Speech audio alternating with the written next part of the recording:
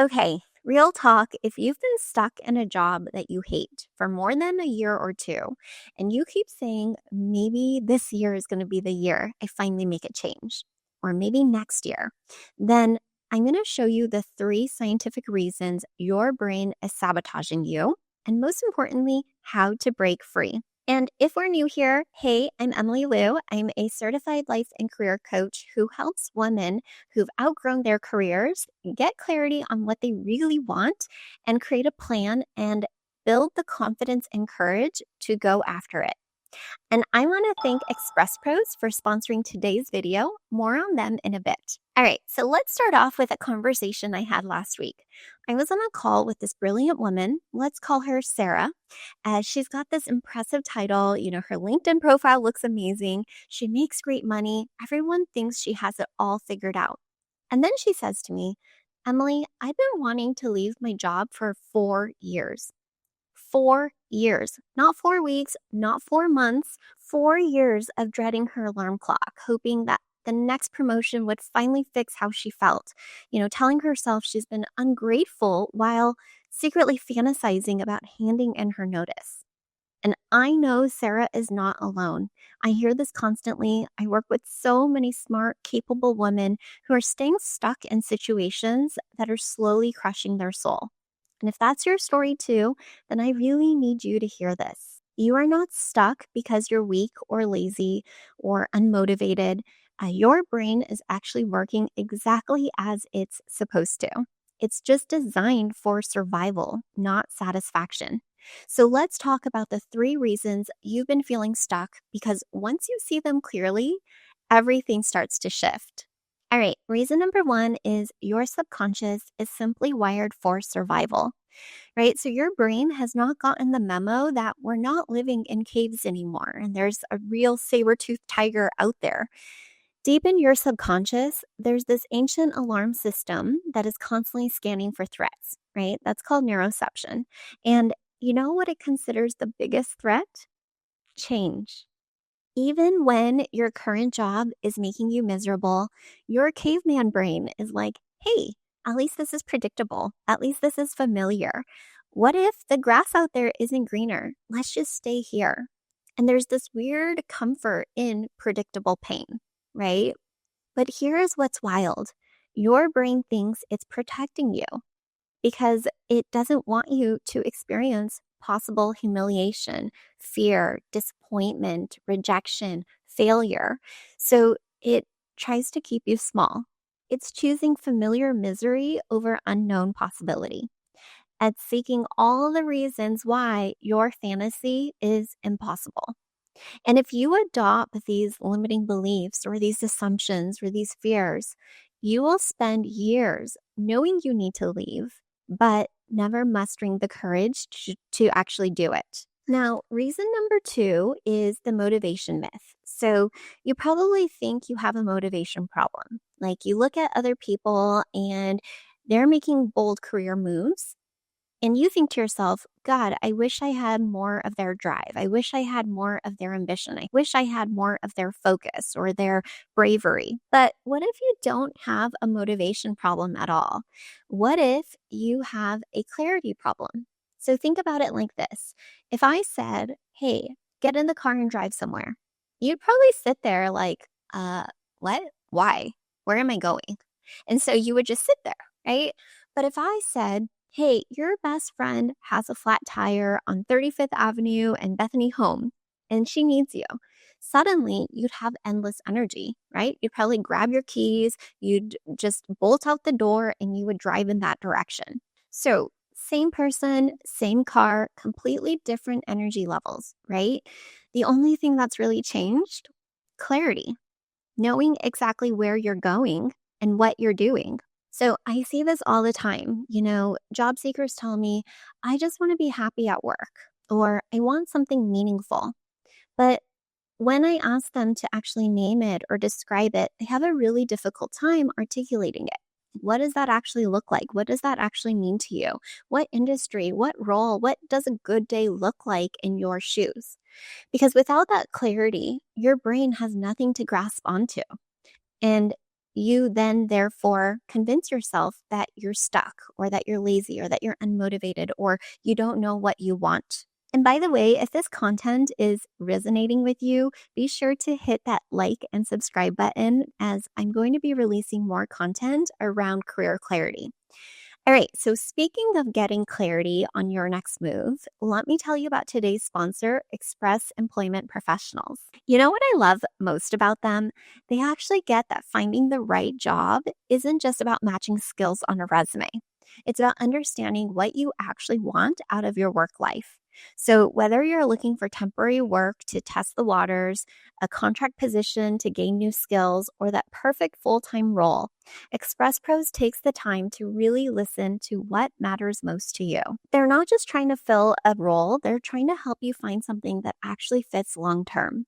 So, if you've been feeling stuck and you want real support making your next career move, check out the active job openings in the description box below and connect with Express Pros. Express Pros is placing candidates like you every day in full time, remote, temp, and part time jobs across the US in sectors like legal, HR, admin, sales, marketing, operations, and IT. Did I mention they work with job seekers to help them find the right job for their skills and experience for free? Their clients pay a separate finder's fee, not taken out of your salary. So definitely check them out today. All right, reason number 3 is the impossibility trap. I was working with this amazing woman, I'll name her Jessica, who was 3 interviews deep into her dream role when she made a crucial mistake.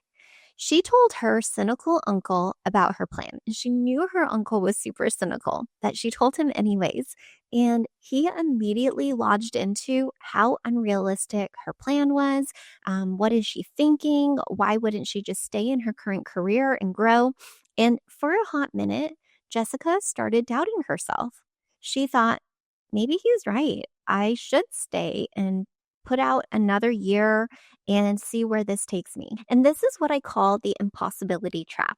When you focus on how hard something feels, when you listen to voices, either internal or external, telling you that it can't be done or it's not the most logical or pragmatic, when your mind has made up or perceives something to be impossible, you never really even start before you stop, right? Like, for instance, if you want to be someone who runs a marathon, but you've never even run a mile in your life, you might consider that to be an impossible goal. And once you consider that to be an impossible goal, you don't bother to go buy new training shoes. You don't go bother practicing outside with half a mile and then building up to a mile and then 3 miles and so on. You just sit on the couch and you think everyone else around me can do it, but this is just not possible for me. So take that analogy into career.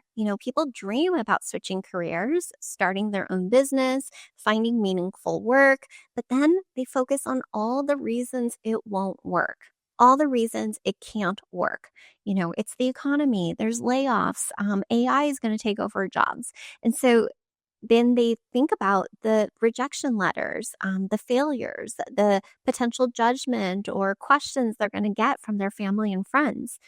And they just paralyze themselves to not even begin, not even really try and put a concerted effort out there and or continue that perseverance and that resilience that is often so required when we're trying to achieve a quote unquote impossible goal, right? When we're chasing after something that is bigger than what we currently know, when we're trying to reach our next level, and it's going to require us to push ourselves out of our comfort zone. And again, that comfort zone, our survival brain is like, no, no, no, no, we don't cross that zone. So we'll stay stuck, we'll protect ourselves by saying, this is for other people, but it's not for me. And from where I stand, I actually look at my new goals, my impossible goals, and I just create the expectation. It's going to be hard.